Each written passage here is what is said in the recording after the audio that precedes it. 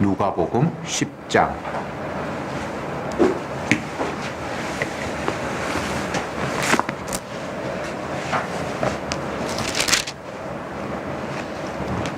누가복음 10장 38절부터 마지막 절까지 교독하겠습니다. 38절 제가 먼저 읽습니다. 저희가 길 갈 때에 예수께서 한 촌에 들어가심에 마르다라 이름하는 한 여자가 자기 집으로 영접하더라.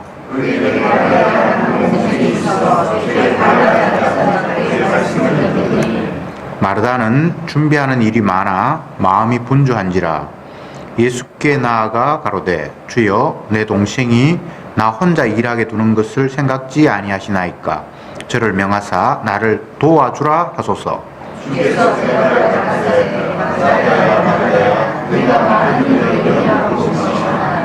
그러나 몇 가지만 하든지 혹 한 가지만이라도 족하니라. 마리아는 이 좋은 편을 택하였으니 빼앗기지 아니하리라 하시니라. 아멘. 마리아 마르다의 이야기는 방금 읽었던 누가복음 10장에도 나타나고 또 요한복음 11장에도 나오는데 내용은 좀 다릅니다. 요한복음 11장에는 마리아 마르다가 예수님을 대접하고 이런 내용은 없고 그 오빠 나사로가 죽어가는 그 상황 속에서 예수님께 전가를 보냈는데 예수님이 죽고 난 이후에 찾아오셔서 죽은 나사로를 살리는 이야기로 요한복음에 기록되어 있고 오늘 우리가 읽은 내용은 나사로 이야기는 없고 두 자매가 예수님을 대하는 태도에 대해서만 기록하고 있습니다. 그 차이를 일단 여러분들이 기억하시면서 오늘 말씀에 임하면 좋을 것 같습니다. 우선 이 본문 앞부분 지난주에 우리가 살펴본 선한 이웃이 누구입니까? 라는 질문, 우리가 무엇을 하여야 영생을 얻습니까? 라는 질문에서 시작해서 두 번째로 질문이 넘어간 것이 그러면 과연 우리의 이웃은 누굽니까? 라고 물었던 그 질문과 연관해서 오늘 본문을 이해하시면 좋을 것 같습니다. 율법사가 예수님께 첫 번째 질문한 내용, 내가 무슨 선한 일을 하여야 영생을 얻을 수 있겠습니까? 그런 관점에서 오늘 말씀을 보면 마르다는 자신이 열심히 주님을 초청해서 음식을 만들고 대접하기 위해서 뭔가를 열심히 하고 있고 그에 비해서 동생 마리아는 그냥 예수님 발 앞에 앉아서 예수님의 말씀에 귀를 기울이고 있습니다. 이 두 자매의 형태를 놓고 예수님께 음식 대접하는 일은 중요하지 않고 말씀 듣는 일이 중요하다 이렇게 일방적으로 분류를 하는 것은 좀 곤란할 것 같습니다. 예수님을 초청해서 음식을 대접하는 것도 귀한 일이고 또 말씀 듣는 일도 귀한 일입니다. 그런데 여기서 문제가 되는 것은 어떤 것인가 하면 음식을 열심히 분주하게 준비하고 있는 언니 마르다가 예수님의 발 앞에 앉아서 예수님의 말씀만 듣고 있는 동생 마리아가 못마땅한 거예요. 그래서 그냥 자기 일 열심히 하면 되는데 예수님께 찾아가서 주님, 내 버릇없는 이 동생을 좀 꾸짖어서라도 내일 좀 도와주라고 하시면 되지 않겠습니까? 라고 나왔다는 점이 오늘 본문에서 굉장히 핵심적인 내용입니다. 여러분, 예수님 대접하는 게 중요하지 않다는 이야기를 아무도 할 수 없습니다. 그것도 귀한 일이에요. 주님께서 시키셔서 예수님을 자기 집에 초청하고 또 초청을 했으니까 당연히 뭐 음식도 대접하고 이 일을 가치 없다거나 의미 없다고 말하는 사람은 아무도 없습니다. 주께서 시키셔서 그 일을 하셨다면 성령님께서 그 마음에 감동을 주셔서 주님을 초청하고 대접하셨다면 했다면 그거 귀한 일이에요. 동생이 주님 발 아래 앉아서 주님 말씀에 귀 기울이는 것도 또 성령님께서 시키신 일이어서 그것 또한 귀한 일이에요. 주님이 시키셔서 성령님께서 우리의 마음을 감동하셔서 내가 뭔가를 하면 그 자체를 감사함으로 기쁨으로 하면 돼요. 그런데 왜 마르다는 동생의 하는 행동을 못마땅해 하면서 내 일이 더 중요하니까 너도 내 일에 당연히 도와야 한다라는 이런 식의 생각을 했을까? 이 부분을 우리가 오늘 생각해 봐야 될 것 같습니다. 주님은 교회를 몸으로 비유해서 설명을 하시면서 나는 머리고 너희들은 팔, 다리, 손가락 이렇게 해서 지체다 이렇게 설명을 하셨고 또 손이 발들어 너는 별로 중요한 존재가 아니야 라고 말할 수 없다. 발은 발로서의 역할, 손은 손으로서의 역할이 있는 법이다 라고 말씀하신 적이 있습니다. 성도라고 가정하고 마리아 마르다를 그러면 마리아의 일도 귀한 일이고 마르다의 일도 소중한 일입니다. 그런데 내 일은 귀하고 너 일은 하찮으니까 너 일을 그만두고 나의 일 도와 라고 이렇게 나와버린다면 이건 문제가 심각합니다. 그래서 예수님이 그걸 꾸짖죠. 한 가지만 하든지 일이 그렇게 복잡해서 남이 나를 도와야 된다라는 그런 생각하지 말고 그냥 네 할 수 있는 거 한 가지만 해라. 네 동생 마리아는 지금 중요한 일을 지금 하고 있다. 이거 포기하고 네 일 도와야 할 만큼 네 일이 그렇게 대단한 일이 아니라고 예수님이 말씀하시는 거예요. 여기서도 인간이 자기중심이라는 것이 또 밝혀졌습니다. 남의 일 별로 귀하지 않아요. 자기가 하고 있는 일이 귀하고 그게 잘 돼야만 좋은 거예요. 지난 토요일인가? 아들이 이제 문자가 왔는데 아버지 시험에 떨어졌습니다. 이렇게 왔어요. 좀 속상하더라고요. 성우 시험 요즘 준비한다고 2번인가 3번인가 지금 떨어졌는데 수많은 사람이 어떤 것을 이루기 위해서 시험도 치고 뭐 원수도 내고 노력을 하고 했는데 누군가는 됐겠죠. 그런데 내 아들이 되지 않았다라는 그 이유 때문에 밥맛도 없고 괜히 화가 나고 하루 종일 마음이 싱숭생숭하고 아내가 왔는데 아내도 짜증스럽게 보이고 이 왜 이러냐는 거죠. 왜 이러냐는 거죠. 그게 자기 중심 아니에요? 왜 꼭 내 아들이 뭐에 돼야 되고 합격해야 되는 거예요? 성경에는 그런 답이 없는데 인간은 그래요. 다 자기 중심이에요.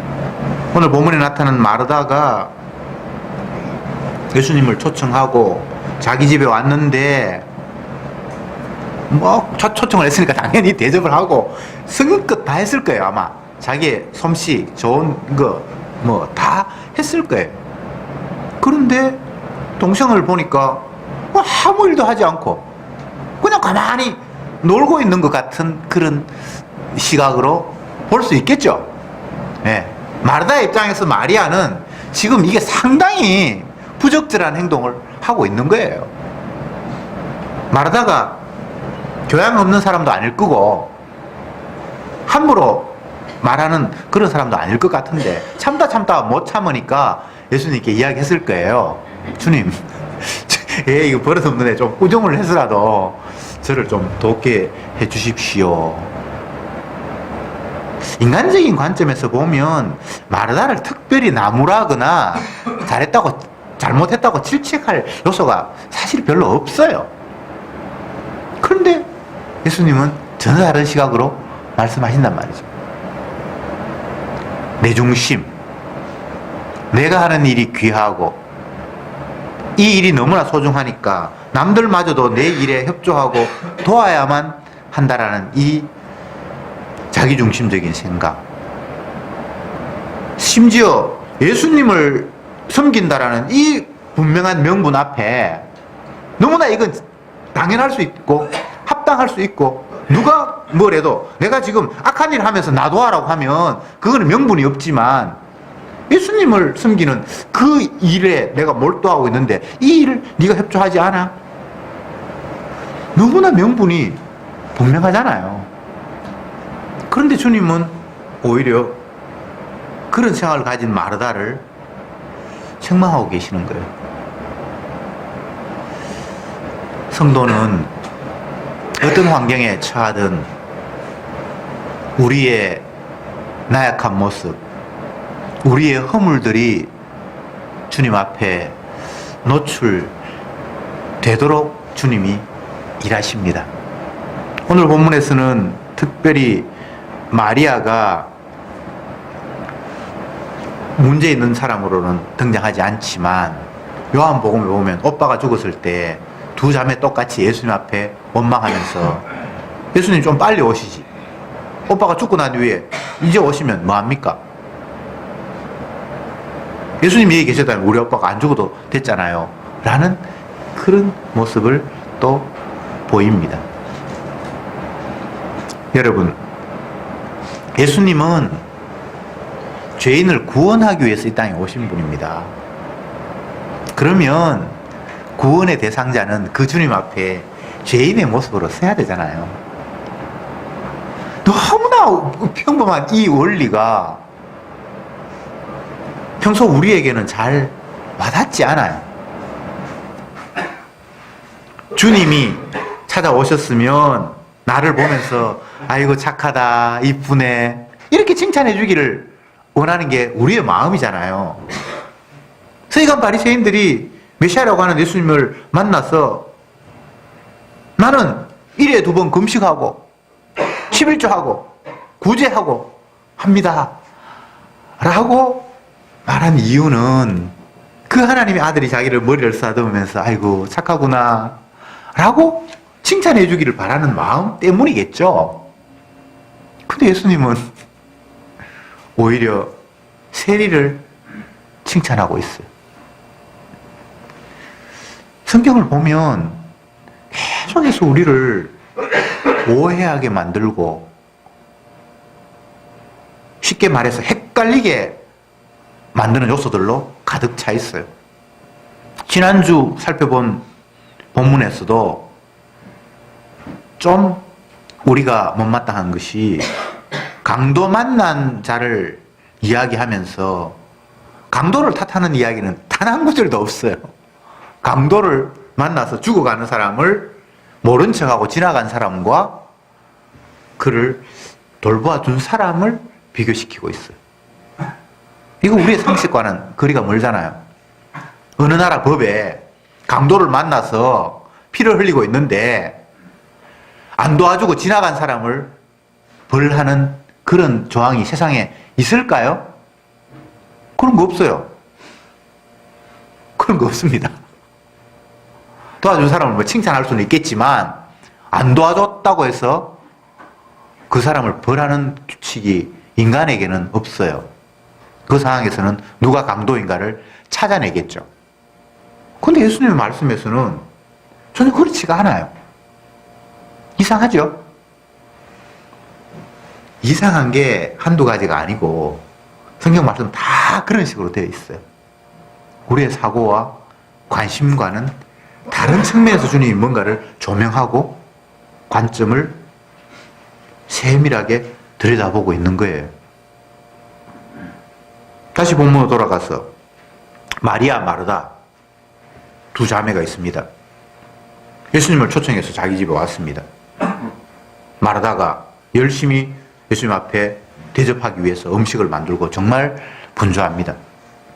동생 마리아는 언니를 전혀 도와주지도 않고 예수님 앞에 딱 앉아서 예수님이 말씀하시는 걸 귀 기울이고 있습니다. 우리가 볼 때에는 마리아가 그렇게 행동하면 안 돼요. 집에 손님 왔는데, 그것도 아주 귀한 손님이 오셨는데, 언니 혼자 열심히 음식 준비하고 자기는 그냥 예수님 하신 말씀만 듣고 있다면, 이거 문제가 있는 거예요. 그러니까 그 문제를 언니가 지적했잖아요. 주님, 이거 문제가 있지 않습니까? 내 동생 지금 뭔가 잘못하고 있죠. 사실 평범한 가정이었다면 언니가 손님 앞에 내 동생 잘못하고 있죠 라고 이렇게 묻지를 않았을 거예요. 끝나고 나면 막 화를 내든지 했겠죠. 근데 이건 주님께서 뭔가를 이야기하기 위해서 이런 사건을 일으킨 거예요. 이게 뭔가 잘못됐다고. 이런 너희들의 사고방식 문제가 있다고. 너희들은 당연히 손님 대접하느라고 열심히 분주하게 일하면 거기에 올인해서 같이 협력하는 것이 맞다고 생각하지. 그래서 언니는 당연히 동생을 나무라고 꾸중하고 네 행동은 지금 부적절해 라고 말하고 싶지.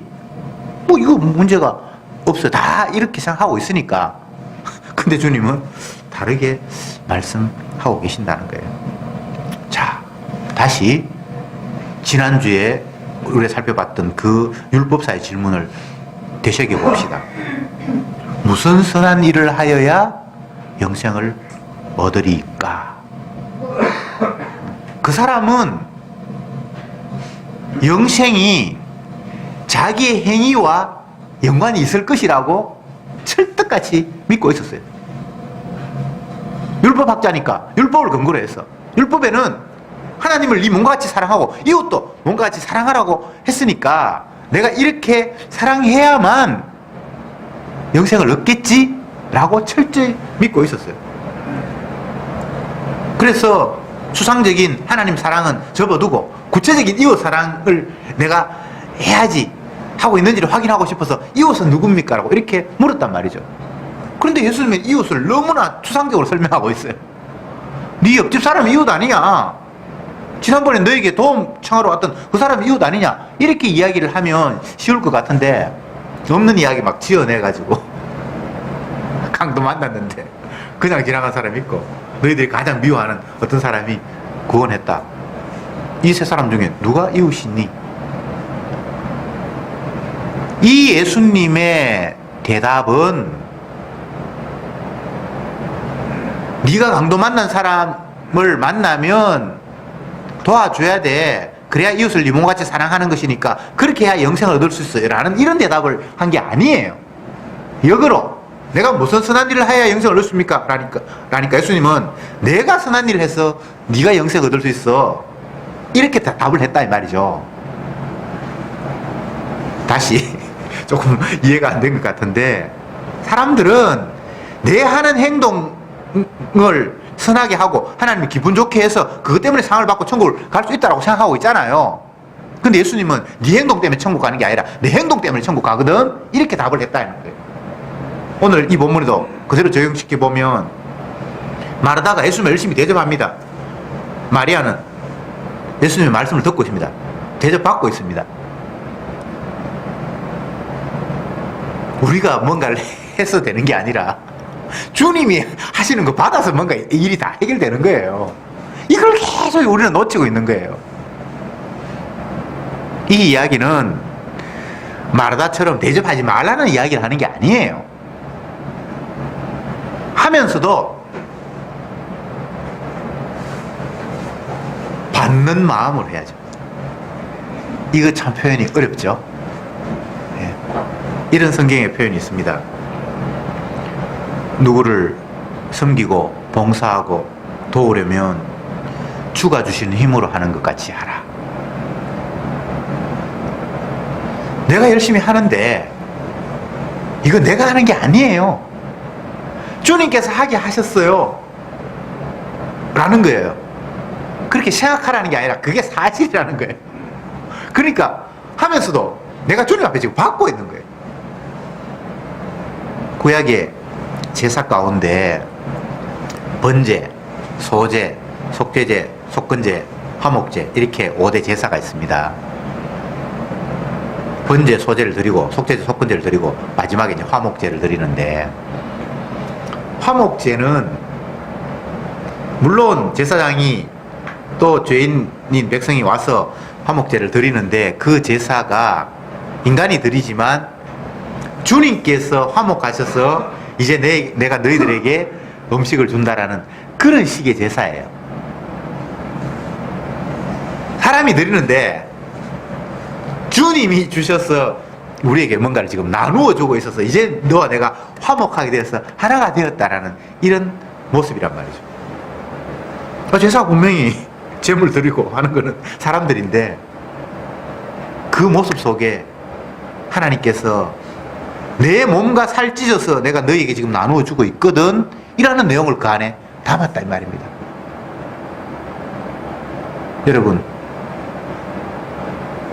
내 것을 가지고 하나님을 대접할 수 있는 인간은 세상에 아무도 없습니다. 다 주님으로부터 받은 거예요. 10의 1을 11조로 드릴 때에 그 맨 처음 아브라함이 전쟁에 나가서 전리품을 얻어서 10의 1을 멜기세덱에게 드리는데 드리면서 하는 이야기가 이 전리품 전체가 당신으로 말미암아 나에게 주어진 것이지요 라고 고백하면서 10%를 주님 앞에 드리는 거예요. 그러니까 이건 내가 하나님 드리니까 주님 나 잘 봐주세요가 아니라 주님이 나에게 주셨죠, 그거 내 인정합니다 라는 식으로 되돌려 드리는 거예요. 11조를 드리면서 하나님 앞에 지금 받고 있음을 고백하고 확인하는 이런 차원이에요. 그러니까 내가 하나님 앞에 드리는 것은 아무것도 없어요. 그 드림 속에 주님이 주셨잖아요, 당신이 내게 주셨잖아요, 이거 당신 거 맞지요? 라고 지금 확인받고 있는 그런 형국이 되는 거예요. 그래서 내가 주님을 위해서 무엇 하면 됩니까? 라는 이런 말이 성립이 되지 않아요. 어떤 사람이 열심히 땀 흘리고 노력하고 수고해서 건물 하나를 다 지었다면 주님을 모르는 사람은 자기의 노동과 땀의 결과로 그 건물이 완성되었을 것이라고 자화자찬하겠죠. 그런데 그가 성도라면 모든 힘을 주님이 공급하셨고 모든 조건을 주님이 허락하셨고 그렇게 해서 결국은 그 주님의 땀과 노력과 허락하심이 물론 그 사람을 일하게 하시는, 땀 흘리게 하시는 그까지 다 포함해서 그렇게 해서 결실이 맺어진 거예요. 그래서 결국은 주가 하신 거예요. 성도는 그래요. 주가 공급하시는 힘으로 하는 것처럼 하라 라는 말이 그렇게 해야 된다라는 말이 아니라 그렇다는 거예요. 주가 공급하시는 힘으로 했어요. 성도라면 구약에 나타난 수많은 선지자들, 선진들의 모습을 보면 주님이 공급하시는 힘이라는 그런 요소들을 빼버리면 해석이 안 돼요. 사도들도 마찬가지고 오늘날 이 시대도 마찬가지예요. 여러분이 했습니까? 여러분이 교회에 나왔습니까? 표면적으로는 그렇게 말할 수 있죠. 그러나 주께서 모든 환경을 다 허락하셔서 주가 공급하시는 힘 때문에 우리는 이곳에 오게 됐어요. 그러니까 내 자랑할 게 아무것도 없는 거예요. 주가 만약 보다가 교통사고를 만나게 하시면 내가 아무리 예배 열정을 가지고 내가 예배 순서를 맡았고 뭐 청소도 안 버리고 기도고 또 뭐 식사도 안 버리고 해서 내가 당연히 가야 된다라고 생각하고 왔을지라도 주가 오다가 덤프 들어가고 내 차를 충돌시키면 이게 내가 준비한 게 다 흑사가 되는 거예요. 잠언서에서 고백하잖아요. 사람이 자기 길을 계획할지라도 그 걸음을 인도하시는 분은 여호와시다. 궁극적으로는 주가 하신 거예요. 뭐 내가 그 일에 가담이 되었든 말든 주가 하신 거예요. 내가 가담하지 않으면 주님은 다른 사람을 시켜서라도 그 일을 하실 거예요. 복음이 뭡니까? 때로는 이렇게 당돌하게 묻는 사람이 있어요. 죄인에게 복음이 있고요. 죄인이라고 인정하지 못하는 사람에게 복음은 달라요. 자기가 죄인인 줄 모르는 사람에게 기쁜 소식이란 네가 이렇게 하면 소유가 는다. 이렇게 하면 네가 높은 자리에 올라갈 수 있다. 라는 이런 이야기가 복음으로 들리겠죠. 죄인이라고 알지 못하는 사람에게는 점점 더 신이 돼야 되니까. 근데 본인이 죄인이라고 깨달은 사람에게는 이렇게 하면 네 재산이 는다던 게 그게 기쁜 소식이 아니라 이렇게 할 때에 네가 죄에서 용서받는다라는 소식이 그게 복음이에요. 그 죄인이라는 사람이 생각하는 복음과 죄인인 줄 모르는 사람이 듣는 기쁜 소식은 달라요. 그래서 복음이 무엇입니까? 라고 묻기 전에 당신은 죄인입니까? 라는 물음을 사실은 먼저 물어야 돼요. 죄인이라면 죄 용서라는 이야기가 기쁨이 돼요. 근데 자기가 죄인인 걸 인정하지 않는 사람은 죄 용서라는 이야기가 전혀 기쁜 소식이 안 돼요. 마태복음, 누가복음, 요한복음, 뭐 마태, 마가, 누가, 요한 그게 다 복음이라는 말을 붙였는데 그들은 한결같이 하나님의 아들이 이 땅에 오셔서 우리 죄를 대신해서 십자가에서 피 흘리셨어요. 이 이야기를 처음부터 끝까지 하고 있어요. 다른 이야기 없습니다. 그게 기쁜 소식이라는 거예요. 너희가 이렇게 하면 부자 된다? 너희가 이렇게 하면 병 낫는다? 너희가 이렇게 하면 자녀들이 출세한다? 이런 이야기를 성경이 기록하고 있지 않아요. 오로지 처음부터 끝까지 예수님이 이 땅에 오신 이유가 자기 백성의 죄를 위해서 이 땅에 오셔서 태어났고 그가 성장하면서 계속해서 죄가 무엇인지를 가르쳐 주시는 것 쪽으로 일하시고 결국은 자기 백성의 죄를 위해서 십자가에 피 흘려 죽었다라고 써놓고는 이게 누가가 전하는 복음, 마가가 전하는 복음, 요한이 전하는 복음이라고 성경이 기록하고 있어요. 사도 바울이 복음을 모를 때에는 자기 나름대로 하나님의 말씀, 율법을 펼쳐놓고 율법사처럼 내가 열심히 선한 일을 해야 주님 앞에 복받고 천국 갈 수 있겠지 라는 자기 나름대로의 믿음을 가지고 열심히 일했어요. 근데 그 열심히 일하는 가운데 어떤 게 있는가 하면 하나님의 아들 예수님을 잡아 죽이려고 하는 그 일도 포함이 되었어요. 예수님을 잡아 죽이고 예수 믿는 사람을 옥에 가두기 위해서 길을 가다가 진짜 예수님을 만났어요. 부활하신 예수님을. 이미 그때는 예수님께 십자가에 못 박혀 죽고 부활하신 이후에 사도 바울이 그렇게 됐으니까 부활하신 주님이 나타나셨어. 바울에게 하는 이야기가 그때 이름이 사울이었습니다. 사울아, 네가 왜 나를 핍박하느냐. 갑자기 어떤 분이 나타나서 음성으로 왜 네가 나를 핍박하느냐라고 하니까 얼마나 당황스럽겠어요. 선생님, 누구십니까? 내한테 지금 왜 핍박하느냐라고 말씀하시는 당신은 누구시죠? 이렇게 물었단 말이죠. 그렇게 예수님께서 네가 핍박하고 있는 나사렛 예수다 이렇게 얘기를 했어요. 이 충격, 자기는 하나님 뜻대로 살고 하나님을 위해서 충성을 다하고 있는데 결국 그 하나님의 아들이 이 땅에 나타나셔서 네가 하는 행동이 나를 핍박하고 있다고 했으니까 그게 얼마나 큰 충격이었겠어요. 그때부터 그 이후로 바울은 이름이 바뀌었습니다. 사울이 아니고 바울은 더 이상 자기가 뭔가를 하는, 내가 무슨 선한 일을 했어 어떻게 한다라는 그 생각은 이제 흔적도 없이 사라지고 말았습니다. 주가 가라고 하면 가고 오라고 하면 오고 풍부에 처하든 빈곤에 처하든 주님이 이끄시는 대로 그냥 갈 뿐이에요.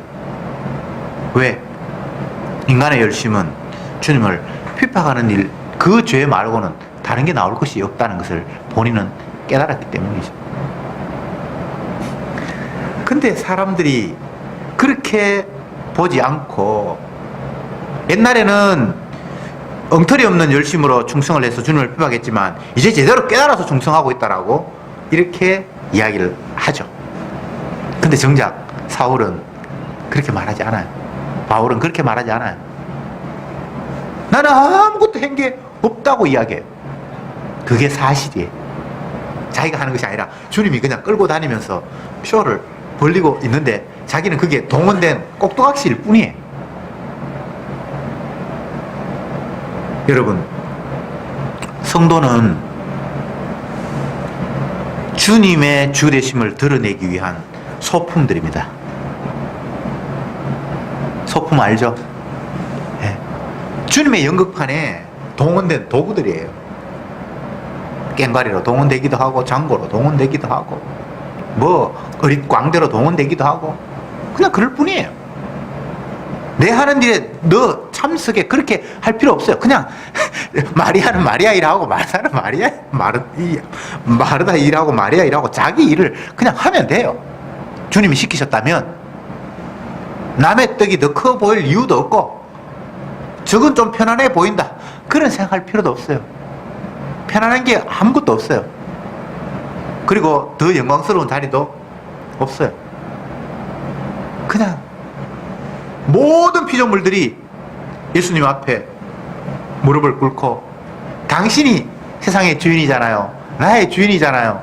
라고 고백하는 것 말고는 성도가 할 일이 아무것도 없어요. 표면적으로 큰 일을 했다라고 인정할 수 있는 그 수많은 사람들의 마음속에 어떤 일이, 어떤 고백이 숨어 있습니까? 나의 나 된 것은 주님의 은혜입니다. 이 말은 주님께서 나에게 은혜를 베풀어 주셔서 이렇게 행복합니다라는 이야기가 아니고 모든 게 당신 뜻대로 한 것 말고는 뭐가 있습니까? 라는 이런 고백이에요. 물론 그게 불만으로 나오는 고백은 아니고 기쁨으로 나의 나 된 것은 주님이 이렇게 하셨잖아요. 뭐 내가 뭔데요? 나 아무것도 아니에요. 그냥 주님이 나를 이곳에 오게 하셔서 나는 이곳에 왔고 오게 주님이 가두셨으니까 나는 갇혔고 주님이 말하게 하셔서 나는 떠들었어요. 그런데 그 과정 속에서 여전히 인간은 자기의 욕망과 재성이 또 거기에서 피어난다고 성경은 이야기하고 있어요. 사도 바울이 그렇고 베드로가 그렇고 사도와 사도들끼리 서로 충돌이 나서 비난도 하기도 하고 책망도 받기도 하고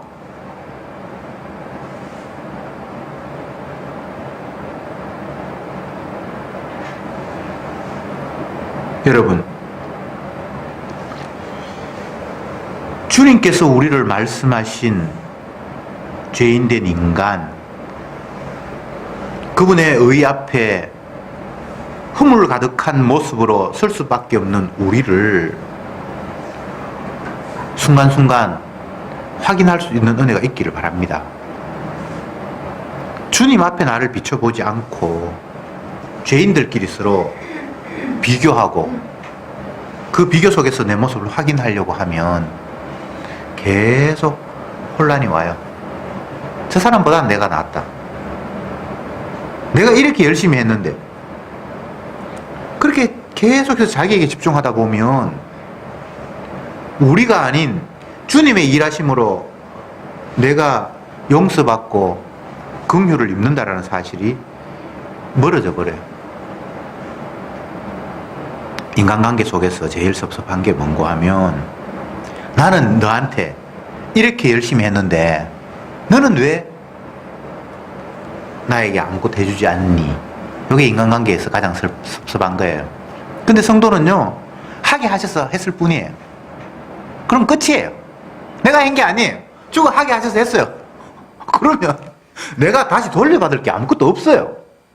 내가 교회에 얼마나 열심히 충성했는데 장로 투표하는데 내 이름 속 빼버리고 삐져가지고 나를 안 알아버렸다고 다른 교회 가버린 사람들이 있어요. 그분은 아직도 주가 자기를 끌고 가고 나의 나 된 것이 주님의 은혜라는 것을 인정하지 않았다라는 결과가 그런 식으로 나타나는 거예요. 교회 열심히 충성한다고 봉사한다고 하는 사람들이 그런 사람들이 많아요. 내가 열심히 했는데 왜 나를 안 알아주냐. 십자가 마을에서 그런 일이 날마다 발생해요. 뭐 헌금도 하고 여러 가지 봉사도 하고 하는데 결국은 뛰쳐나가 버려요. 자기 안 알아준다고. 그러면 그동안 했던 게 주가 시키심이 아니라 지가 했다라고 스스로 뽀록 폭로되는 현장이잖아요. 여러분이 뭘 했습니까? 가만히 생각해 보세요. 내가 한 게 아무것도 없어. 주가 하게 하셨어요.